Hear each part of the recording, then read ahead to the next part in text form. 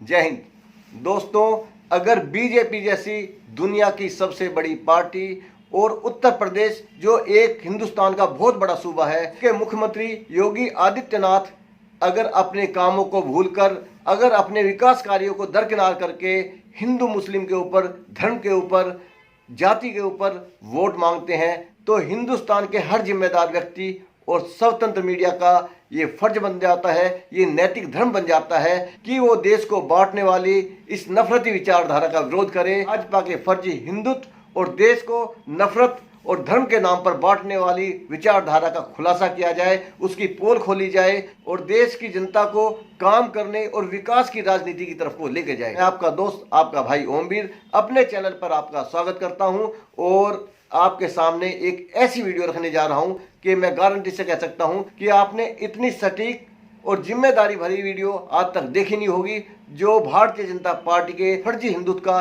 खुलासा करेगी और इनकी रणनीति, इनकी राजनीति और इनकी गंदी सोच को जनता के सामने खोल के रख देगी। दोस्तों, मैं अपनी बात आगे शुरू करूं, पहले मैं आपको एक वीडियो देखने के लिए बोलूंगा। आइए सबसे पहले एक वीडियो देखते हैं।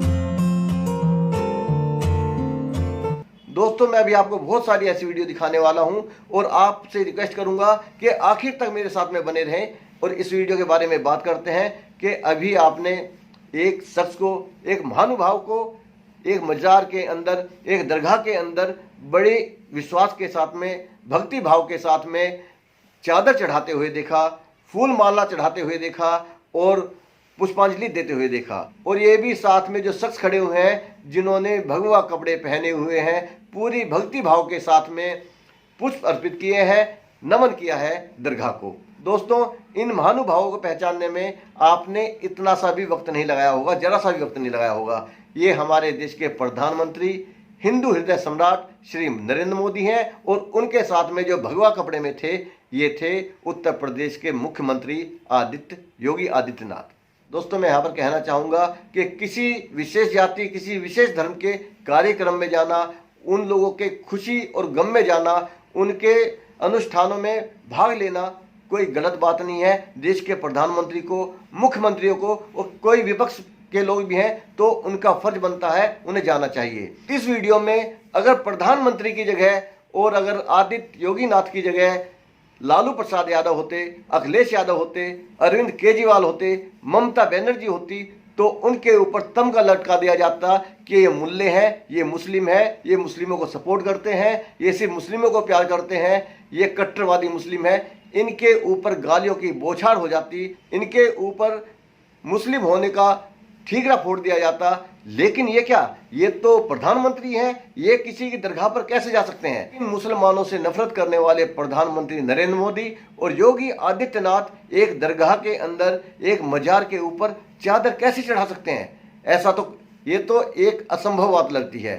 तो फिर हम ये क्यों ना मान लें कि इनकी जो विचारधारा है, जो हिंदुत्व की विचारधारा है, ये लोगों में नफरत फैलाने वाली है, देश को तोड़ने वाली है, लोगों को आपस में बांटने वाली है और देश को तोड़कर सत्ता प्राप्त करने वाली सोच है। दोस्तों, इसके बाद में जो अगली वीडियो में दिखाने वाला हूं वो उससे भी ज्यादा इंटरेस्टिंग है, उससे भी ज्यादा मजेदार है। एक बार पहले इस वीडियो को देखिएगा। सजदा किया बस गजब हो गया, कल मैं लाइला, कल मैं लाइला, पढ़ते पढ़ते शाह जब होने लगे, गलने लगे। आई आपने ये वीडियो देखी होगी, इन महानुभावों को भी पहचान लिया होगा। हिंदू हृदय सम्राट नरेंद्र मोदी जी क्या कर रहे हैं यहाँ पे? इनके दाएं भी मौलवी बैठे हुए हैं और बाएं भी मौलवी बैठे हैं। शायद ये महामृत्युंजय मंत्र पढ़ रहे हैं या गायत्री मंत्र पढ़ रहे हैं या फिर हनुमान चालीसा पढ़ रहे हैं, क्या कुछ ऐसा ही है? नहीं, दोनों मौलवियों के बीच में बैठकर संगीतमय माहौल के बीच में कुरान की आयतों का पाठ कर रहे हैं और पूरे मजे के साथ और तल्लीनता के साथ में इसका उच्चारण कर रहे हैं। आप तो मौलवी के साथ भी बैठो, उनकी आयतों को पढ़ो भी, संगीत पूरे लीन भी हो जाओ संगीत के साथ में, लेकिन भारत की जनता मुस्लिमों से दुश्मनी करे, देश की जनता आपस में लड़ाई करे, दुश्मनी करे, देश को कमजोर करे और आपको वोट दे। क्योंकि प्रधानमंत्री जी, जिस तरह से आपकी पार्टी देश में दुष्प्रचार करती है कि मुस्लिम धर्म परिवर्तन करवाते हैं, तो मैं आपसे पूछना चाहता हूं कि ये मुसलमानों के बीच में, ये मौलवियों के बीच में बैठे हुए आप क्या कर रहे हैं? क्या आपने भी धर्म परिवर्तन कर लिया है? क्या वाकई हिंदुत्व खतरे में है? अगर आपकी जगह कोई दूसरा होता, अगर केजरीवाल जी होते यहाँ पर, अखिलेश जी होते यहाँ पर, कोई भी विपक्षी नेता आपका विरोधी होता, तो वो कट्टर मुसलमान बन जाता, आपका हिंदुत्व खतरे में पड़ जाता। आज आप जब मौलवियों के बीच में बैठे हुए उनकी आयतों का उच्चारण कर रहे हो, तो क्या आज हिंदुत्व खतरे में नहीं है? मतलब आप देश का बेवकूफ बनाना चाह रहे हैं। आप चाहते हैं कि देश की जनता आपस में लड़े, आपको वोट दे, आपको सत्ता दे और आप कुछ भी करें। अगर आप करें तो सही है, लेकिन विपक्षी करें तो वो मुल्ले हैं, वो मुसलमान हैं, उन्हें आप गालियां दोगे, उन्हें उनके खिलाफ जनता को भड़काओगे। योगी आदित्यनाथ जी, आपको तो सिर्फ 80% हिंदुओं की वोट चाहिए, आपको तो 20% मुसलमानों की वोट नहीं चाहिए। तो फिर एक बार साहस कीजिए और प्रधानमंत्री जी से पूछिए कि प्रधानमंत्री जी, मैं तो सिर्फ हिंदू के वोटों के सहारे हूं, आप मुसलमानों के बीच में जाकर कहां बैठ गए? कहां, ये कौन सा संगीत चल रहा है? ये जनता के सामने आप नफरती बयान देते हो, मुसलमानों के खिलाफ जनता को भड़काते हो, आपका हिंदुत्व खतरे में आ जाता है, आपका हिंदू खतरे में आ जाता है। लेकिन आज मुस्लिमों के बीच में खुद प्रधानमंत्री जी बैठे हुए हैं। ये तो बहुत शर्म की बात है। आपके लिए शर्म की बात नहीं है, बल्कि उन लोगों के लिए शर्म की बात है जिनका हिंदुत्व खतरे में है, जो रात दिन हिंदू मुसलमानों की राजनीति करते हैं, धर्म की राजनीति करने वाले आपके वो भक्त, आपके वो अंधभक्त, आपके वो गंधभक्त। उन्हें तो आज आपकी वीडियो को देखकर शर्म से डूब के मर जाना चाहिए। मोदी जी के समर्थक गली गली घरों घरों में जाकर हिंदुत्व की दुहाई दे रहे हैं, हिंदुत्व को खतरे में बता रहे हैं, और आप यहाँ मौलवियों के बीच में तो खुद ही जाके बैठ गए। तो ऐसे में जो आपके भक्त हैं, या आपके अंधभक्त हैं, या फिर आपके गंध भक्त हैं, या कुछ इनसे भी बड़े भक्त हैं, उन्हें तो शर्म से डूब के मर जाना चाहिए। दोस्तों आइए अब इसके बाद अगली वीडियो पर पहुंचते हैं। दोस्तों, अगर देश में आज किसी कट्टर मुस्लिम की बात की जाए, बड़े नेता की बात आए, तो ओवैसी का नाम सबसे पहले आता है। और अगर कट्टर हिंदू नेता की बात आए, तो उत्तर प्रदेश के मुख्यमंत्री योगी आदित्यनाथ का नाम सबसे ऊपर आता है। तो जाहिर सी बात है, कट्टर मुस्लिम नेता और कट्टर हिंदू नेता के बीच में दुश्मनी तो होगी।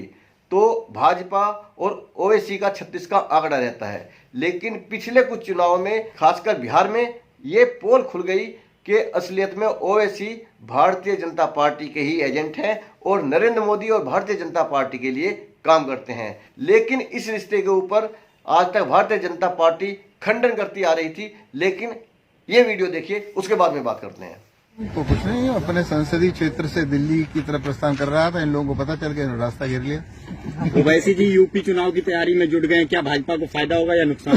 कौन?